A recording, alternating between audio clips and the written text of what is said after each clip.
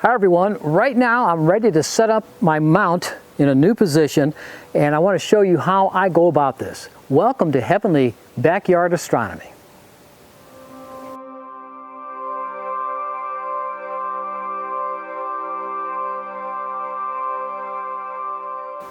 Well, one of the first things you want to do is get your mount pointed somewhere toward the north celestial pole, or if you're in the southern hemisphere, obviously the south celestial pole. But right now, my pole is in that direction right over there. And so I put the mount in its position here. I have some slabs down here at the bottom. I can set the little patio blocks, and I set the mount on that. And make sure the legs are fully extended. I don't want to tighten this up yet because I have to put the mount on top of the tripod. But the first thing I want to do is level the mount. So I got this little $1.50 level, and let's check the level on it in each axis here. And this axis looks pretty good. This axis looks pretty good. And the north-south axis looks pretty good. Now, if it wasn't balanced, you need to set the positions of your legs so that it's balanced. I mean, it's not absolutely necessary that you balance the mount, but it doesn't hurt. It just helps with your tracking to keep that mount balanced. So here we go. I'm starting off with a balanced mount. All right, the next step is to take the actual mount itself and put it on the tripod. And the mount's going to slip over this little peg here and into the well right over here in this particular example. And there it goes. And you can tighten these a little bit. We're going to come to these a little bit later when we polar align the mount itself. But the mount is on, but I need to stabilize it, and that's what it's over here. This is the Celestron Advanced VX mount, or the AVX mount. And just screw this into the base of that mount all the way in,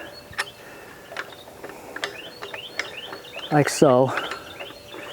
And this will secure your mount so it doesn't tip over. All right, see, that mount's on there now. Next thing you want to do is tighten up this tray. It has two values behind it. Of course, it's a tray for your eyepieces and other devices that you're going to be using. And just tighten that up. And plus, it also keeps the legs from tipping inward or outward. It solidifies the tripod. So there we go. Now, I'm not too worried yet about the exact position because that's going to come when I polar align the mount itself. So far, I'm ready to mount the telescope on top of the mount. Mounted on the mount. This is pollen. We're in the peak pollen season right now. Look at my solar panels covered with pollen. And it really doesn't affect the solar input on the panels, maybe just a little bit, less than 5%, but still it doesn't look good at all. But I won't wash them until after middle April when the pollen season is over. Otherwise it's like shoveling snow in the middle of a blizzard. Wait till it stops. So before I put the telescope onto the mount itself, I want to add the Pegasus Cube autofocuser. Let me show you how I did that. Well, one of the things I want to do now is to take the Pegasus FocusCube and place it on the telescope. Now, this is a rather simple assembly if you know what you're doing. When I first got this, it was interesting because I really didn't know what was going on.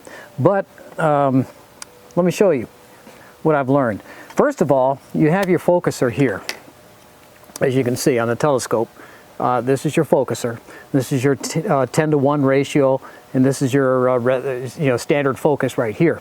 And what you want to do is use not this side, but this side right here that has the focuser here you can use. You want to take this knob off. Now to do that, there are a couple set screws in the knob itself. You want to loosen those so that the knob will just simply slide off. So let me show you. Usually comes with the FocusCube or your focuser will be some Allen wrenches, and get the correct size and find that little set screw in there and just unloosen it. And you don't have to take it all the way out, just unloosen it and the knob should come right off. Well, that was the wrong one. Let's try this one right here. There's 2 set screws in there. I had both of them tight. All right, now this should just come right off. There you go. And just store that in some place in case you want to use the telescope without the automatic focuser. Now the next thing you want to do is with your focuser, at least with the Pegasus Cube, you're going to have several of these little connectors. And they have several because they come in different sizes. The tube is the same size, but the opening is different. And one of them will fit your telescope. One or 2 or even 3 might be too big, and 2 or 3 might be too small where it won't even fit in. What you want to do is find the happy medium. And it slips in like so.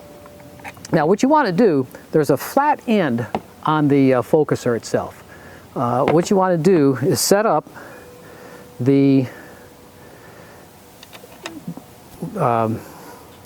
little connecting tube here so that the locking nut lines up with the flat end. And then once you do that, and I like to keep it separated just a little bit. I don't want it touching on here. I want it just a little bit loose here. And then you just tighten that up. Easier said than done. Tighten that up. And then once that's tightened, tighten the other side up as well. There we go. Boy, the sun is really bright today. Unfortunately, the clear skies today will not stay for tonight. It's expected to cloud over. Now, I have the focuser attached, see? And this is what now the Pegasus FocusCube will attach to. This is the trickier part here because this little device here, you have to match up to fit with the bearing on your scope. Now there's a little locking screw that comes on here, and I usually take that off for the time being. And I set again, this has a flat end, and you want to have this set so your locking screws, your inset screws, are lined up with the locking aspect. In my case, this is straight up and down, so it's going to go right in and just slip right in. I had the screws too tight. Let me bring them out a little bit more. And let's get this other one here. Isn't this fun? All right, let's try it again. Just slip this in here like so, and there it is right there. And what you want to do now is get the wrench in there and tighten that. Let's see here. Easier said than done. Might be easier to do the bottom one first. Get it in there. It's a tight fit. Now you might have to loosen this portion here to let the system slide up and down. And to do that is another Allen wrench. Let me get that. All right, once you get that in there, then you take this little plate here and you set it. And what I like to do first of all is I want to get the screw with the washer, or put a washer on this. Do I have a washer in here? I'm gonna have to go get me a washer. There's one. Just a little washer to help secure it. And I screwed in this little hole here. It's in the back of your focuser. It's where you lock it down. But it's not going to go in all the way this time because there's more space in between. And now the next thing you want to do is just tighten up these 2 screws here on the focuser. Now if I was doing this under normal conditions, I wouldn't have the sun in my face, in my eyes, and I'd be able to see a lot better. But so the focuser is now attached to the telescope, and this is the autofocus, the Pegasus FocusCube. I've been using it now for over a year, and it works like a champ once you get it set up. Of course, now I can't use the manual focus because the focuser has it locked. Okay, let's continue. The next thing I have to do is wire up all the connections, and I got 12-volt wiring for the power supplies and USB 2 and USB 3 connectors. So let's start.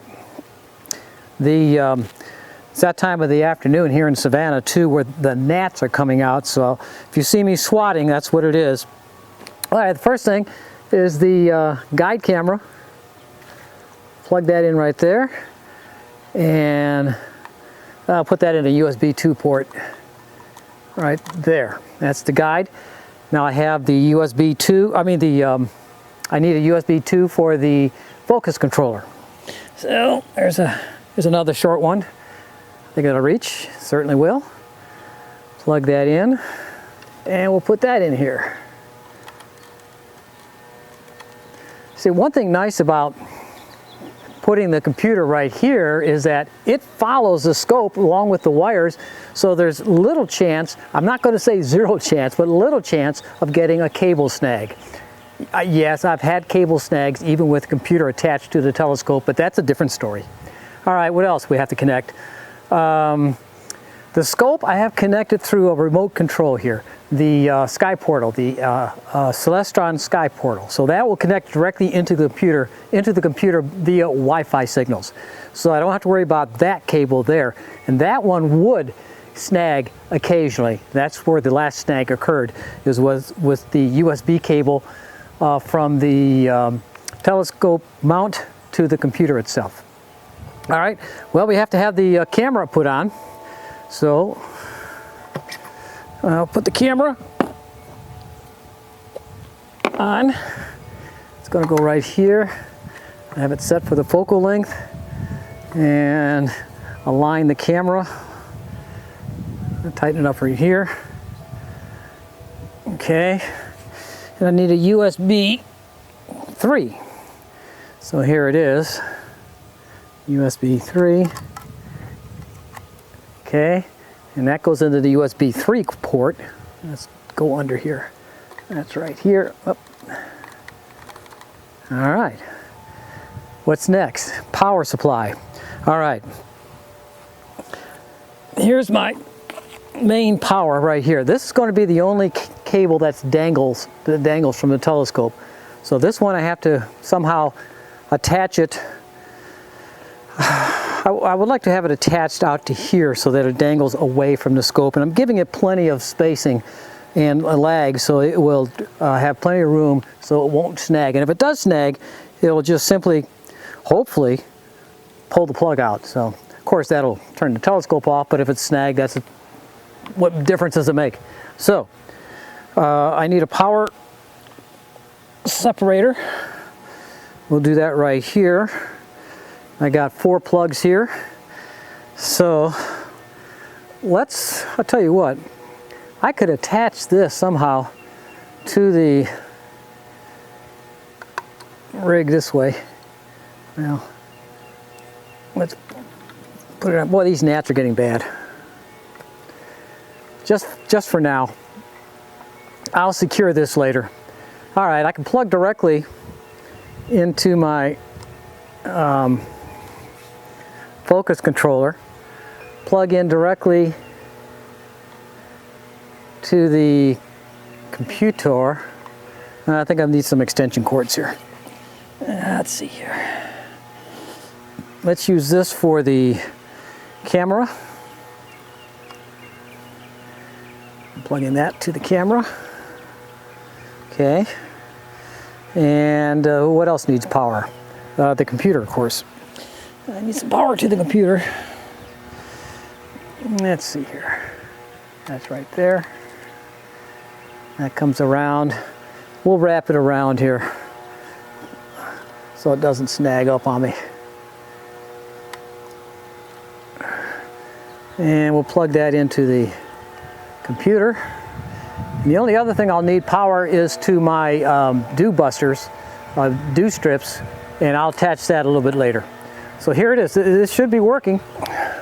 And let's not forget the counterweight. Very important. Without this, the whole system does not work at all with this weight on the telescope. So let's put on the counterweight. There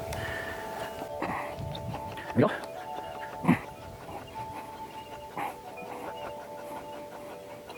There. Okay, let's turn this around so the flat end is over here, so it doesn't knock on the screw here. And let's check to see how the balance looks. First of all, in this direction, looks good this way. Looks good this way. All right, that part's good. Let's try the other one. All right. It's got a little bottom heavy this way, but that's the way the Earth rotates, so that's not too bad. Going this way, looks good. A little bottom heavy. I got the scope pushed up as far as it will go, and I added a little counterweight to the front to help balance the front weight to the back weight, but I think this will work.